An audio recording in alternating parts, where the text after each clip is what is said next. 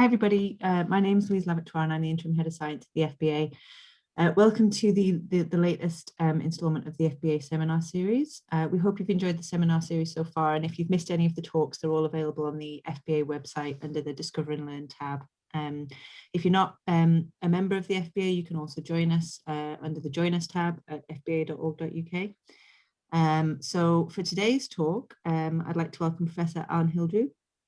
Alan is an Emeritus Professor of Ecology at Queen Mary University of London, as well as an FBA Fellow. Alan's been involved with the FBA for many years and has served on the FBA board several times and has been one of our past chairmen and also president of the association. Alan was an early supporter of what is now known as the European Federation of Freshwater Sciences, and he remains passionately involved with EFS even to this day. Scientifically, Alan's interests lie in the benthos of streams, particularly caddisflies, and particularly rivers, particularly small streams. So Alan, if I can hand over to you, and we're looking forward to hearing your talk. Okay, so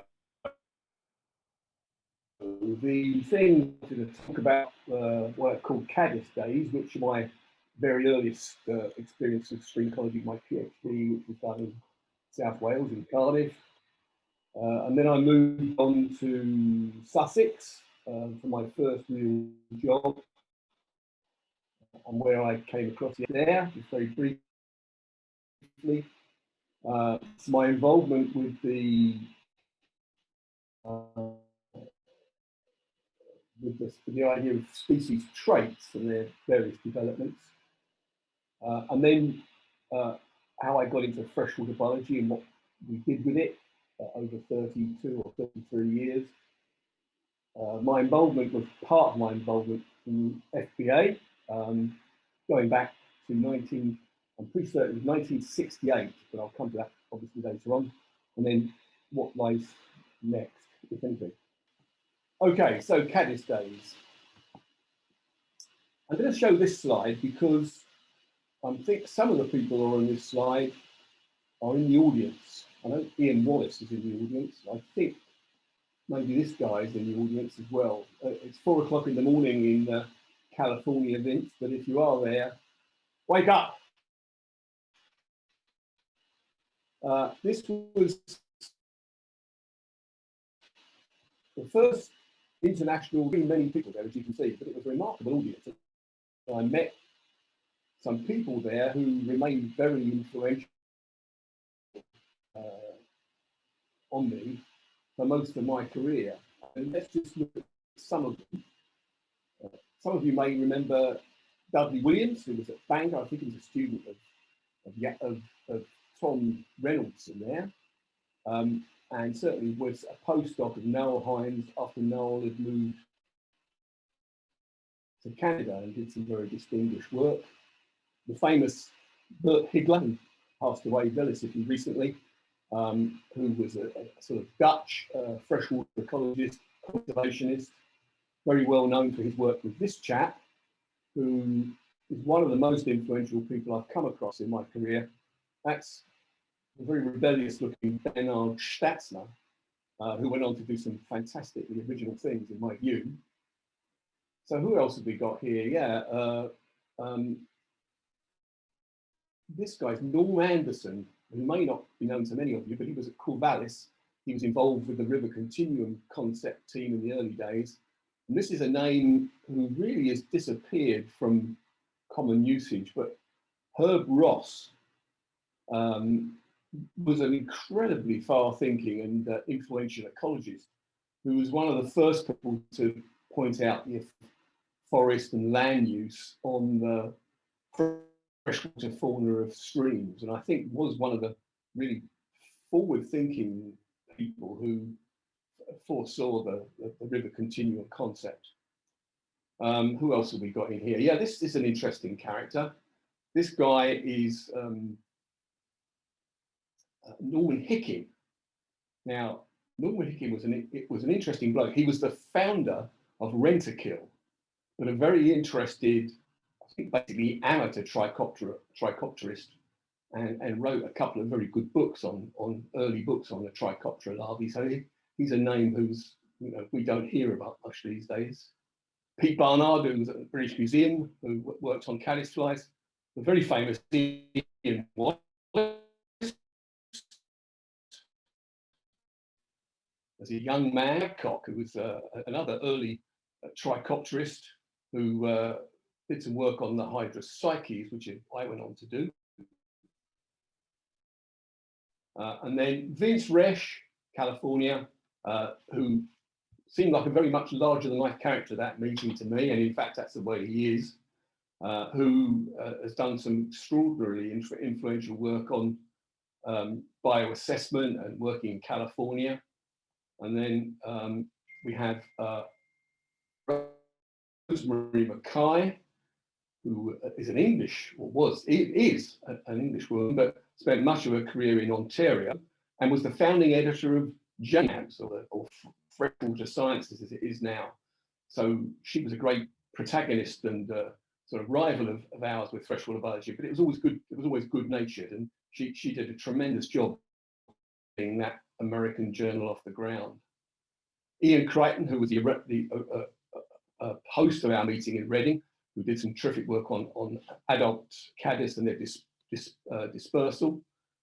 And then this man, Henri Taché, at Lyon, who was one of the authors of one of the people who put together that fantastic compendium trait data for European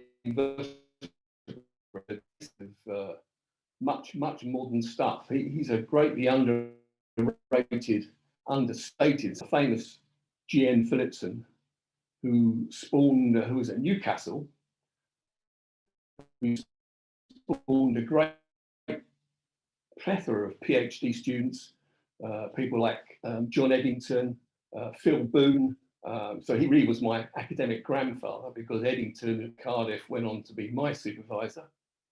This guy was also very influential on me. Mike Winterbourne, who was involved with some of the controversies over the river continuum concept in the early years. And there's me as a relatively young man. I think I was, 31, I think, at the time. Gisli Gislason from Iceland, fantastic character, only just recently retired, and others. So, oh yeah, Michel Bourneau at the end here, another very influential Frenchman in that Lyon group with whom Bernard went on to react strongly when he went to Lyon. So I'm sorry if this is a bit of an inside track, but there's lots of very influential people who went on to do terrific things in benthology. Okay, so I was at Cardiff, and the supervision I got, which was terrific for the time, but basically it consisted of a short phrase: why don't you take a look at the hydrocycles? And these are hydrocyclid larvae, have chematopsyche here, the nets of hydrocycle flying over mossy stones, and the kind of net they would build.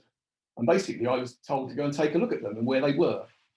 So I worked on the River Usk, which is a lovely river in South Wales. And I found that different species were distributed in different parts of the river system. Other people had found similar things already, so it wasn't entirely original. This looks a beguilingly simple diagram, but at the time, Hydrocycle instabilis was being misidentified as Hydrocycle fulvipes. Hydrocycle siltali wasn't in the UK list and had been misidentified as Hydrocycle siltali. So it was quite a taxonomic mess at the time. And one of the things I eventually ended up doing with my supervisor was contributing to a key to the case list caddis larvae in the FBA scientific series, and that I think is all the taxonomy I ever did. I wasn't very good at it, but we at least, I think, wrote a reasonably good key, which has proved very successful. So we eventually sorted all the names out. Okay, so let's just think about that. You had Diplectrona in the headwaters, followed by Hydrocycle instabilis, Hydrocycle siltali, Hydrocycle pellicidula, and then a couple of species right at the bottom end of this river, Hydropsyche contubernalis and Chematopsyche lepida. Now, when I looked at took some continuous temperature records, Diprotodon, remember that's the species right up in the headwaters, I found that its temperature, these are distributions, crude, old-fashioned temperature records, all done with rope string pens, as you probably see. I found that the temperature of its environment was relatively restricted. It was usually around 10 degrees or so, with very occasional excursions up to about 15 and not below about 5. And in August, it was just a little bit warmer, but still within that range. Instabilis, which is some way further downstream, so in some cases just a kilometre or two, but in much more open, larger streams, these are narrow, heavily shaded. These ones are in open streams, and you can see that the temperature took excursions at certain times of the year right up to over 20 degrees Celsius. And in August, it was a little bit warmer again. Pelicidula down in the main river, its temperature is higher on average, but somewhat less variable than Instabilis. So I had an idea and set about measuring the oxygen consumption of these species over their environmental temperature range, and I found that their oxygen consumption reached a certain level. I've just picked out 1 milligram of oxygen per gram dry mass of lava per hour here. They reached that at slightly different temperatures, and it turned out that the temperature at which they were consuming about that amount of oxygen was different in the 3 different reaches. So they were all doing about the same kind of activity, but at different temperatures in their different reaches. And lo and behold, when I looked at the assimilation efficiency and the growth efficiency of the larvae, I found out that natural selection being what it is, they were all the most efficient at their own particular environment. So I assumed, I discovered the holy grail of species adaptation, which really wasn't all that original when you think about it, but it was new at the time. So I was always a kind of ecologist, really, rather than a caddisfly man or a freshwater biologist. I was always interested in ecology. And there were 2 rival conceptual views of communities at the time. So if you have some environmental gradients, and here in a river, it's easy to think of it as being downstream to upstream. And you have the abundance of different species along that gradient. In one view, communities were a kind of superorganism. This is the Clementsian view of a community, where a number of species all started and finished at the same point on the gradient, and then there was a sudden switch over, and a separate community would take over, and again a separate community would take over. Whereas the other view was that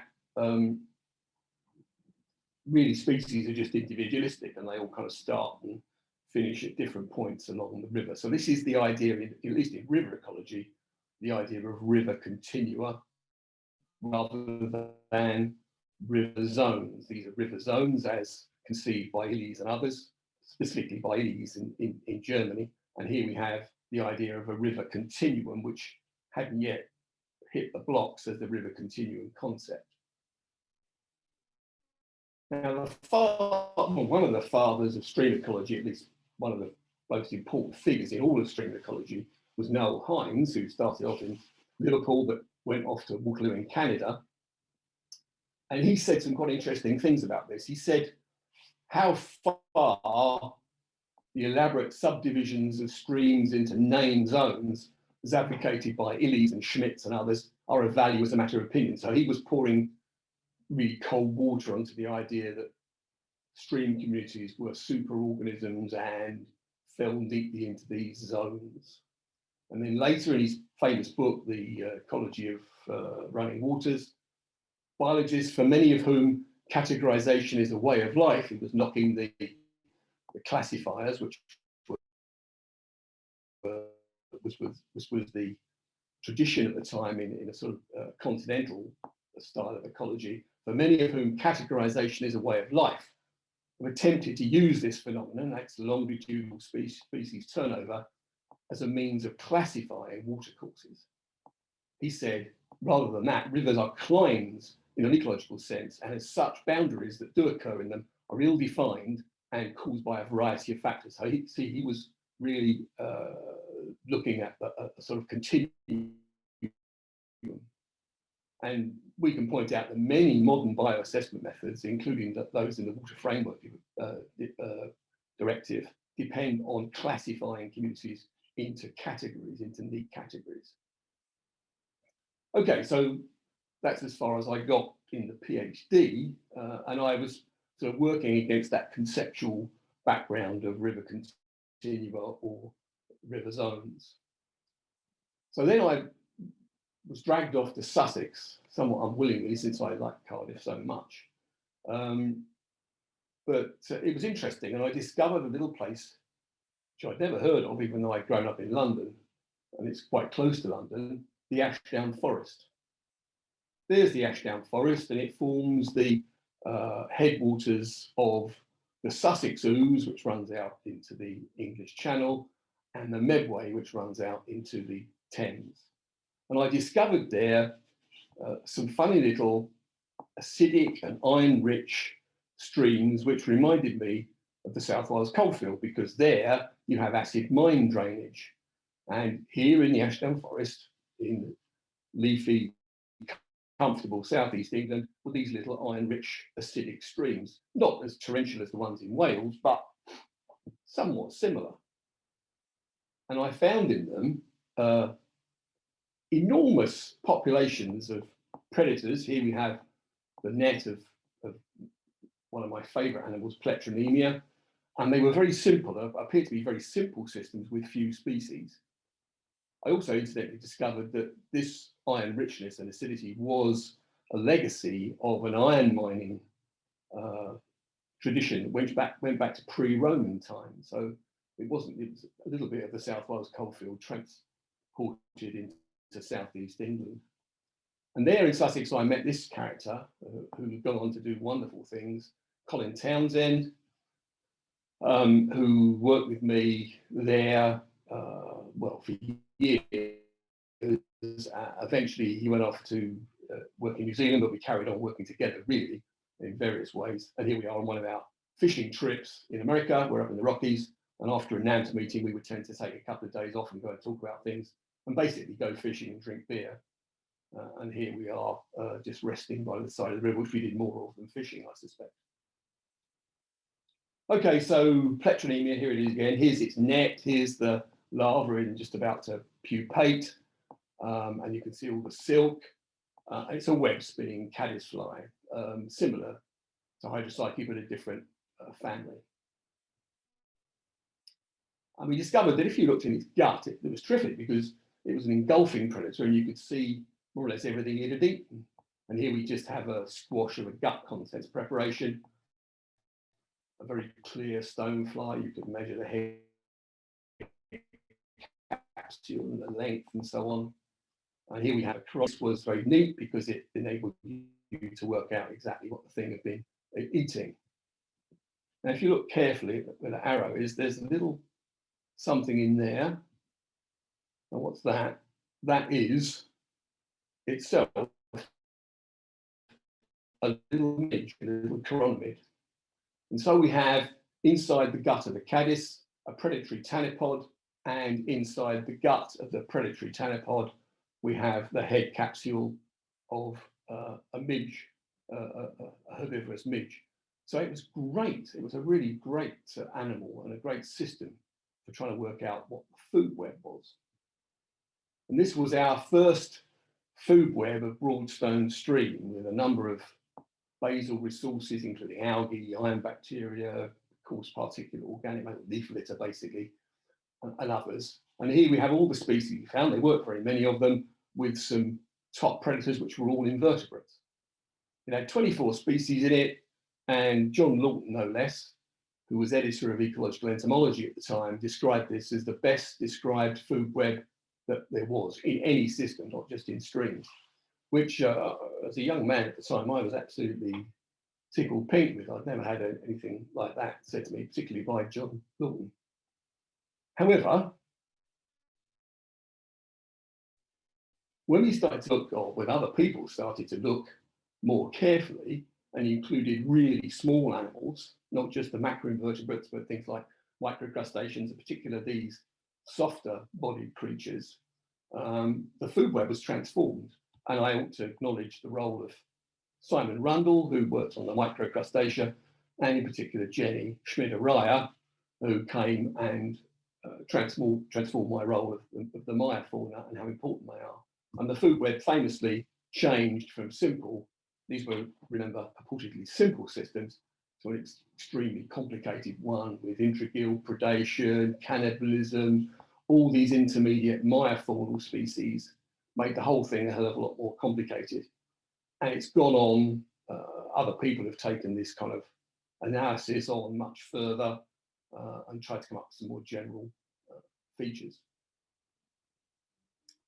So we had some fishless acidic headwaters on the Ashdown Forest, which drained heathland and woodland. But if you look downstream of them,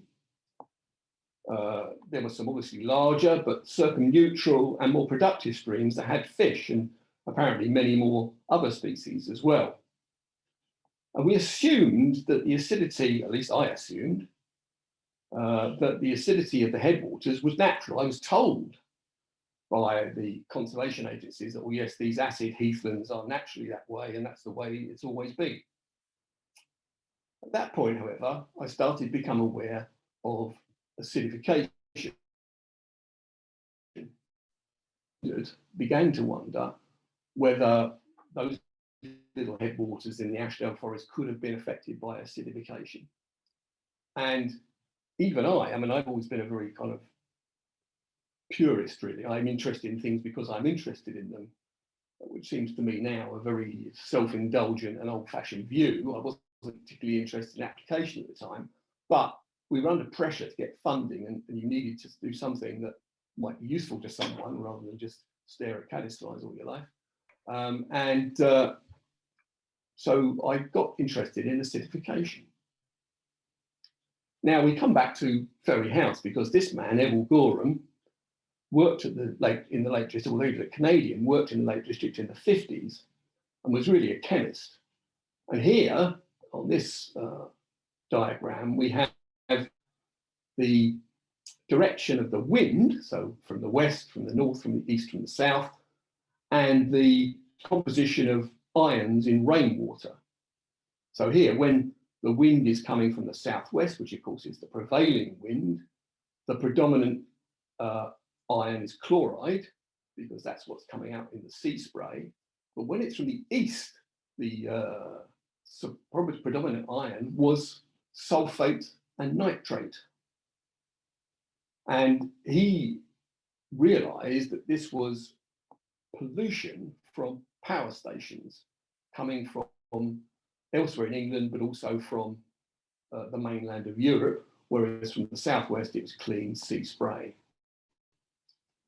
And he said, whether the effects of the industrial age upon air chemistry, this was in the 50s, whether the effects of the industrial age upon air chemistry have as yet seriously influenced the ecology of the Lake District is difficult to say. Well, paleolimnologists and their clever reconstruction of lakes have now told us, of course, that indeed many of these lakes were acidified during the Industrial Revolution. We didn't have any idea whether the same thing applied to streams. So if you look at the estimates of the emissions of sulfur dioxide into the atmosphere in Europe, you can see that around the time of the Industrial Revolution, it began somewhat earlier in Britain, but overall in the 19th century, sulfur increased steadily and then very sharply in the early 20th centuries. And then with legislation to clean up power stations, it fell precipitously to the present day. Similar story for nitrogen. So there's been a big switch in the emissions largely from power stations and the cults of sulfur, an increase and then a massive decline over the last now 30 or 40 years. So in '88, the UK government set up something called the Acid Waters Monitoring Network, and there are a number of lakes and streams scattered around the country, a few of them in the Lake Tredic, some in Wales, lots of them in Scotland, and one of our sites, very proudly, on its own, down in the southeast of England. And the idea was that we would monitor water chemistry and various biological determinants over a long period of time to see how they were, if they were responding, how they were responding to the amelioration of chemistry and the reduction in air pollution.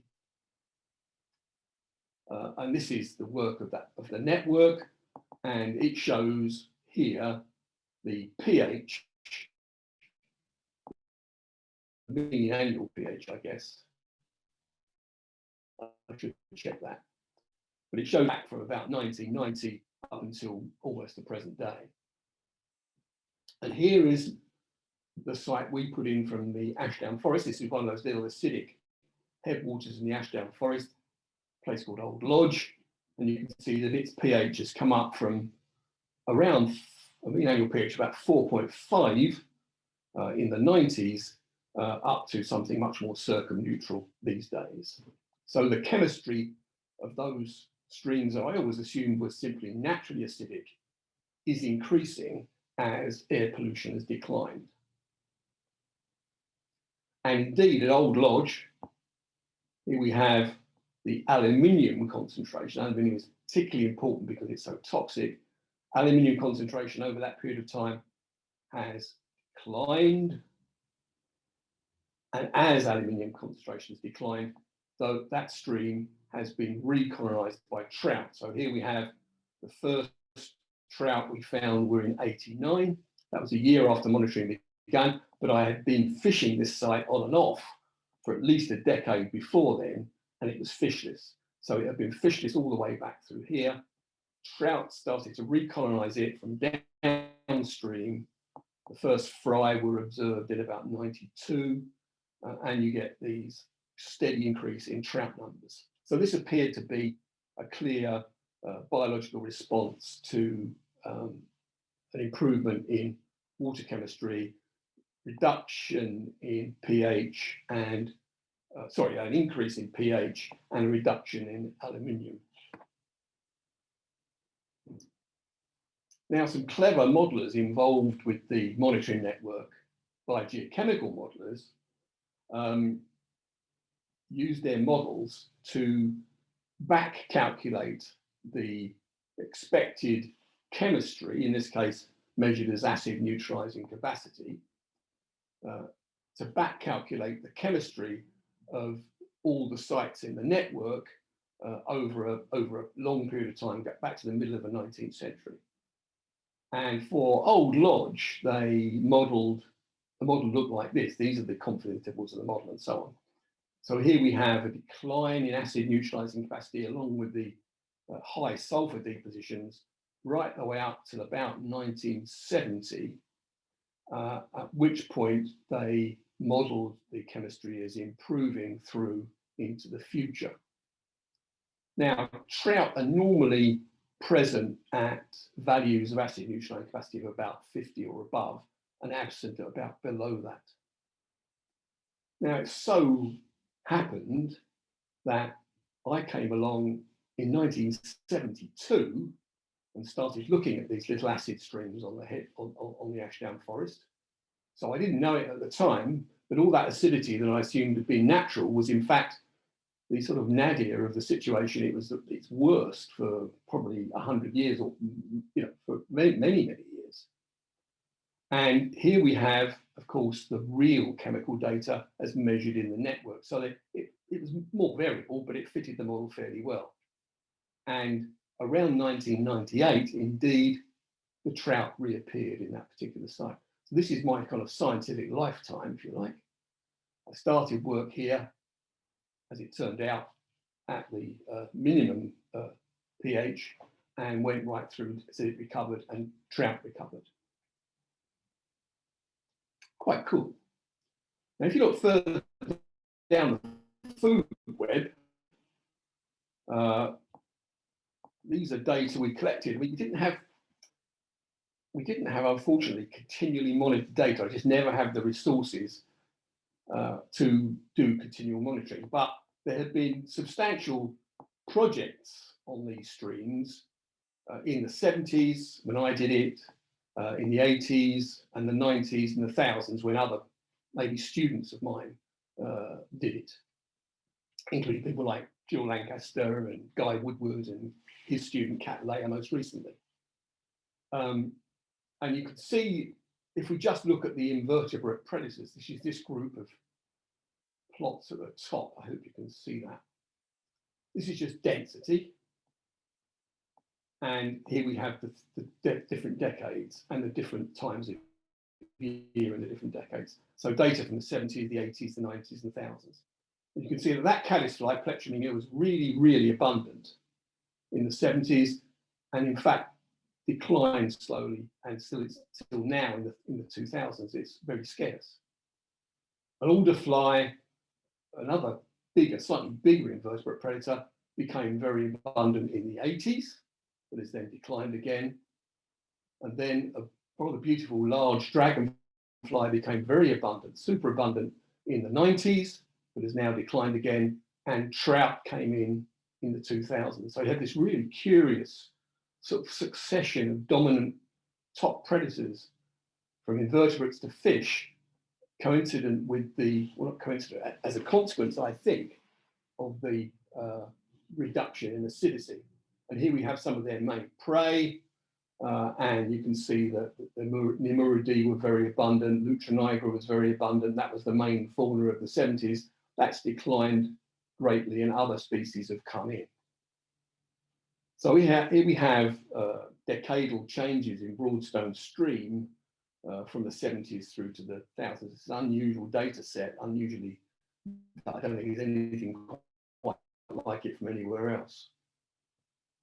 And Guy, who I think it's fair to say has really run with this, former PhD student, now professor of ecology at Imperial College.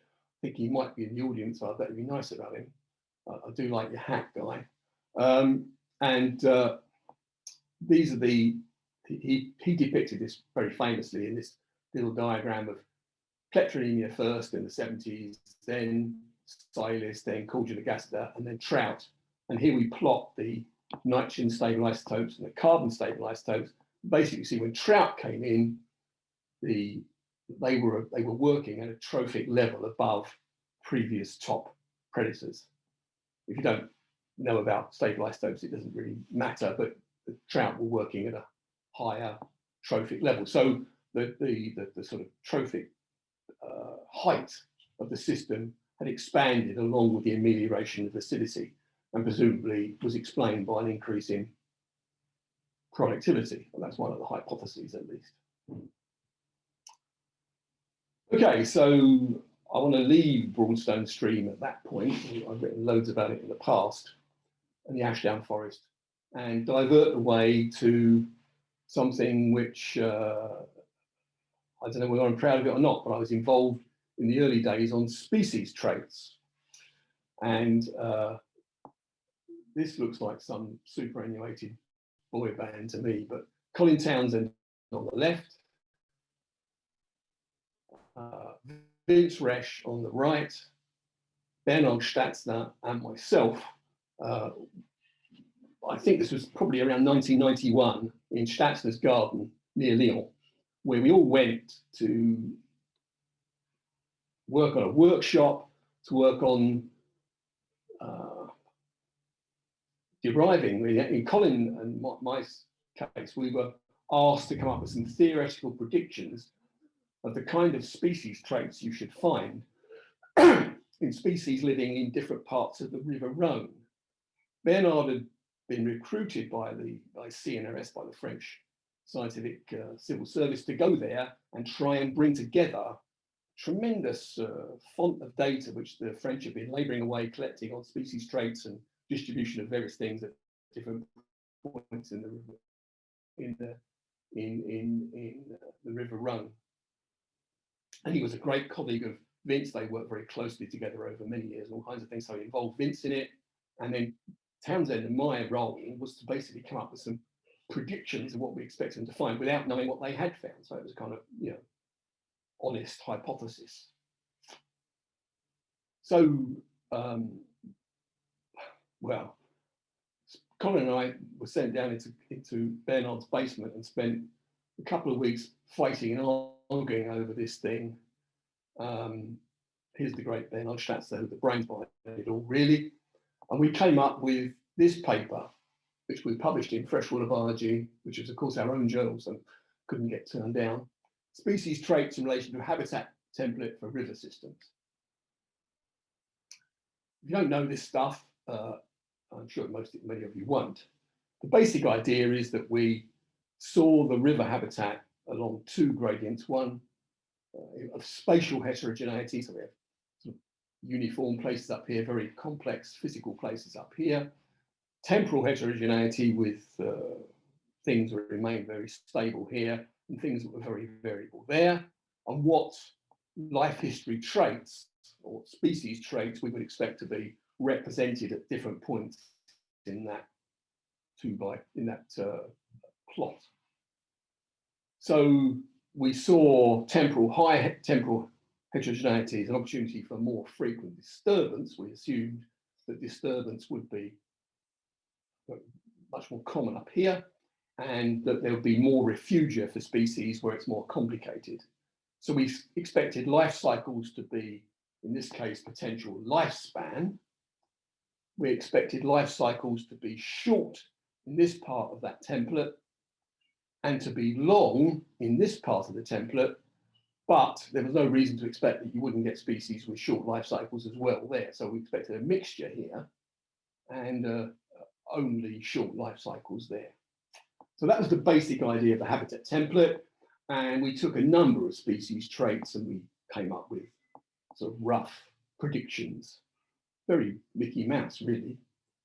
Now, I was astonished. I didn't particularly like the paper, even though I finished it and contributed to it. But it's been cited over 1,200 times, I find. And it's spawned a cottage industry of pure and applied papers on species traits and the use of species traits in biomonitoring nowadays. But it was very derivative. I mean, we basically pinched all the ideas from Southwood's habitat template. But it really has had a massive effect. And I begin to think maybe there was more in it than I thought at the time. We'd worked hard on it, certainly, and worded it as carefully as we could. Okay, so Freshwater Biology and the editing days. We started editing Freshwater Biology in 1982 and didn't finish until about 2014. So when we were relatively young men, I mean, 82, we were in our early 30s. We got a summons to Ferry House, which was always HQ to me, and we were very nervously went there and were ushered in to see Mr. Lecraine, who was director at the time, and asked whether we were interested in taking on the editorship of Freshwater Biology. Now, Freshwater Biology is a tragic story for the FBA in many ways. It began in 1971, and a young publisher at what was then Blackwell Scientific Publications, a chap called Bob Campbell, who went on to make a great career in scientific publishing, came up with this idea, interestingly, I think, given to him by John Lawton, who was also young at that time, and ironically, given the history of the place, and asked whether, if the FBA would like to own a journal which Blackwell would edit for them and produce for them, which was the way Blackwell were building themselves up at the time. The great and the good at Ferry House at the time, who were, I think, shall we say, a little bit overconfident in themselves and their position, decided that they couldn't be bothered to own it. And it was, it just wasn't something they were interested in doing. And but they said they would seek to provide editors. So Blackwell took it, owned it, but printed on the cover in association with the FBA. And the FBA were tasked with finding editors. They didn't get any financial benefit from it at all, and they have no ownership of it. But anyway, he did provide the first editors, and the first was the very famous stream ecologist T.T. McCann, working with Peter Maitland, I think, over that first 4-year period. And then they quit, and David Sutcliffe, also working at Ferry House, did it for 7 years, did it very well actually. Was a very careful guy, but found it a little bit stressful. And then no one else at Ferry House at the time wanted to do it. And so I think in consultation with Blackwell and consultation with David McCrenn and others, we're looking around for some young people who were too stupid to know otherwise who would take it over. And that's how Colin and I got involved. And we did it for all that time. And in 2014, it was clearly time for us to move on because we were getting on, and the journal was seen as too personal for us, I think. And we eventually passed it on to David Dudgeon in Hong Kong. David did it for a few years, and it's now edited by Belinda Robson, a young stream ecologist who works in Perth and is doing a terrific job. So it was a terrible decision on behalf of the FBA not to take ownership of that journal, because if they had have done, well, who knows? It would have given them a sustainable income through the difficult years that have followed. I've told this story before and I won't belabor it anymore. Okay, so what happened to that journal? Here's its first 10 years. These figures here are the averages for that first 10 years. And over that first 10 years, it publishes an average of 47 papers a year, roughly. Half of them are lakes and half of them are streams. 2/3 of them, 60% or so, were from the UK, with 20% from North America, 10% from Europe, a few percent from Australia and New Zealand. That was essentially it. If we then take the year 91, these are just single years now, that I'm doing at this point, this is the really stark difference. The numbers of the percentage of UK, this is of course in percentage, went down from 60% to 10%, and it actually numerical numbers as well. The absolute numbers went down. It wasn't just in percentage. They went down mostly in percentage. The American papers went up quickly at first, but the rest of Europe came up a bit later, but by 2001 were 36, nearly 40% of our output. And there were more papers from Australia and New Zealand, and there were more papers from elsewhere in the world as well. When we quit in 2014, we were publishing 217 papers a year. It had an impact factor of over 4, and it was arguably the leading purely freshwater journal. In fact, for a couple of years, we even outranked Limnology and Oceanography. So we were pretty pleased with ourselves at that point. And this was the thing that stuck in my mind, was how much the rest of Europe, the continent, France, Spain, Germany, were really coming up, really making their names. And I put a lot of work into working with non-English speaking authors to get their papers written, in a better way. So just briefly, I'm going to finish off very soon. Just the FBA and me. I was on council of the FBA before I became chairman for 3 periods. And in fact, I first went there in 1968 when I almost ran Dr. McCann over in my haste to arrive before dinner was served in the Ferry House at 6 o'clock. I was told that I would be roasted over an open fire if I was late. And I really ran this old guy over on his bike further down the lake. And it turned out it was McCann. And I was ushered into meeting the next day, and he recognised me as the young chap in the open-topped Triumph Herald 1250, who had almost knocked him off his bike, but that's another story. Anyway, council, 95 and 99, it was already obvious that NERC were withdrawing from the Freshwater Biology Association, it became obvious to me that membership was going to become very much more important for the FBA, that Europe was an opportunity for us. And I convinced the then director, Gwyn Jones, and when he left, subsequently the acting director, Colin Reynolds, to try and organise a symposium in Europe. And we managed to get the first one organised in Antwerp, in the Netherlands, sorry, in Belgium in 1999. My plan all along was to actually turn the FBA into the FBA of Europe as a kind of European takeover. But I had to keep that quiet because of national sensitivities. And in fact, instead, under Colin's wise guidance, really, EFS began a federation among the European societies. It remains informal, it has no budget as such, but it's been very successful. And the quality and range of freshwater research in Europe has improved enormously. And I think that CEFs and EFS can claim to have played some part. Of course, what happens after Brexit is less clear. So to finish, what next for me? Well, I've done a bit more work on caddisflies in my declining years, and there is a new book, which is nearly finished, with Paul Giller, my very, very first project student at Queen Mary College, interesting enough. So it's a rather nice circular event to come back to that. And immediately, I want to get a haircut.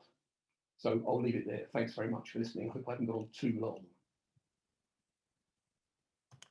That's fantastic. Thank you, Alan. Just to say, I've turned your video off halfway through because I think it was affecting the sound. So I'm going to stay with the video off. We have got some questions. If anybody has any questions for Alan, just pop them in the chat and I'll invite you to unmute yourself and to ask Alan yourself. So our first question came from Richard Chad. Richard, would you like to unmute yourself and ask Alan your question? Yeah, can you hear me okay? Yes, thank you. Super. Yeah, Alan, your zonation of hydropsychids, going right back to that, one of the things that's always baffled me is we get loads of hydropsychic contubernalis in the sort of lower zones of rivers in this part of the world, but we've never ever seen Cumacipsyche leopard anywhere in Lincolnshire or Northants or East Anglia.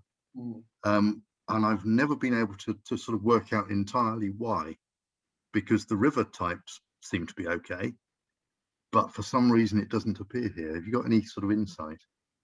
Bit of a curveball, sorry. Yeah, no, it's a very fair question. I mean, there are, of course, as well as being these zonation patterns, when there are, of course, geographical distribution patterns, which may be climatically related to climate, or it may be that the sort of general geography of the landscape doesn't favour their dispersal. I have this favourite theory that dispersing aquatic insects have to travel across what is inhospitable territory, evidently, and some kinds of geology mean that suitable habitat islands for them are relatively far apart, and it's progressively more difficult for them to disperse there. And I just wonder whether somewhere like Lincolnshire may not provide very many suitable rivers for some of these animals, and that may explain, may go some way to explain their geographical distribution. But apart from that, I've got no particular insight to add. And we did do all that stuff again. I ran out of time really, but if I'd had time, some of my slides showed that we went back in 2012, Bernard Statzer and I, like kind of old gunslingers, we went back and did our surveys again, both on the Usk, and he resurveyed some sites he did on the River Loire, which obviously is a completely different scale system. It's a massive river with lots of species in the lower ends, and everything was more or less exactly where we found it in the in the 60s and 70s. So despite all the evidence of things moving around, at least in their longitudinal distribution, they didn't really move very much, right. Which was disconcerting. But I can't answer your question any more directly than that, I'm afraid. I feel an MSc project coming on for somebody. Well, as long as it isn't me, I don't mind. Cheers, Alan. Thanks, Richard. The next, so it's more of a comment than a question, but Steve Ormerod, would you like to unmute yourself and just pose your comment or question? Well, I could pick up on the Kamatasaiki lepida argument as well, because I have a suspicion that it's declined in the Y system, and I'm just about to go out and have a look as soon as I can, resurveying a whole bunch of sites that I did in the 1980s, and we did again early in the decade. No, my comment, Alan, was around the rates of chemical recovery and biological recovery, which in chemical terms are very similar to the Upland Waters Monitoring Network and to Ashdown Forest across Wales in general and at Llynbrioni, but biological recovery is still exceedingly slow. And I know we've talked about the different reasons for that over the years, whether it's chemical, whether it's ecological, whether our concept of what recovery looks like is inappropriate. And I think, Alan, we've got an unfinished discussion about this to have. Yeah, we better hurry up.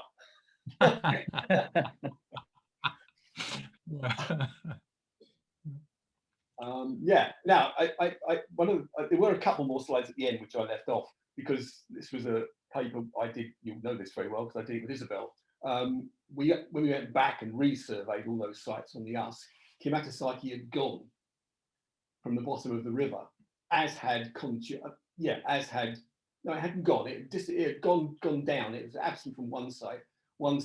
Continuum had disappeared. So the only things which were different was that some of the species at the lower reaches were less widespread and less abundant, which is odd because you'd expect those to do better as the climate warmed rather than worse. So we started to, at least I have started to think about what might explain that. And those species that are right at the bottom end, I mean, they on the Usk at least, they were right up against the tidal limit. And whether there's something odd going on about sea level height and the incursions of salt water further upstream with increasingly stormy weather and slightly higher sea levels, I don't know. It seemed to me to be a possibility for the Usk, almost certainly not for the Y or anything else. But there we are.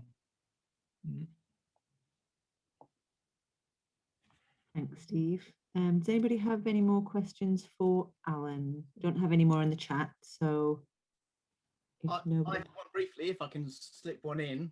Absolutely. Yeah, Alan, I was just wondering, I mean, given your sort of oversight of the journal in particular, you see so many papers coming through, you pick up the kind of the trends over the years in freshwater biology as a discipline. I was wondering if you had any sort of insights where you think the next sort of 10 years or so, are likely to be headed. Well, thanks very much for that, Guy. You've had a haircut, I see. Yeah, it's locked down. Yeah, once a month, my own fair hand. Right. Yeah. Well, yes. It took with editing the journal. That's true. You do get a sense of what's going on, but also writing this book, and I've sort of read. When you become a professor, and you're no doubt discovering, it becomes increasingly difficult to keep in touch with what's going on because there are so many other things you're involved with, like the FBA in my case. But I've got back into it very bigly, shall I say, very, very, very strongly in the last few years. And you do get a real impression of how the field has changed. It's much, much more technical. There's much more stuff on fatty acids and isotopes and metagenomic approaches. It's become, much rather less conceptual in some ways, less hand waving, better, stronger, with methods that can answer questions that we never could answer before. The other thing that's really hit home to me is that whether you like the EU or not, some of those big EU programs where they call upon data right across the continent, some of which there's quite a lot of long-term data now, they're really beginning to pay dividends in terms of papers, and they're able to answer questions that we never could before. So sort of big scale geographical comparisons of systems. I mean, you were involved in one with Paul and others on eutrophication of streams and decomposition processes, when they proved highly productive, those systems. So I do hope whatever lies ahead, the UK can continue to play a part in some of those programs. It's very important that we try and do that, I think. Yeah, so they're the things I would pick out to start with anyway. Stunned silence. That's great. Thanks, Alan. Okay, well, if there are no more questions, I'd just like to finally say thank you to Alan again, and please join us for our next seminar on the 28th of April, which you can sign up for now on the FBA website if you haven't done already, where Alex Demonge will talk to us about the FBA-hosted Riverfly Partnerships history, function, and latest projects. We hope to see you all there.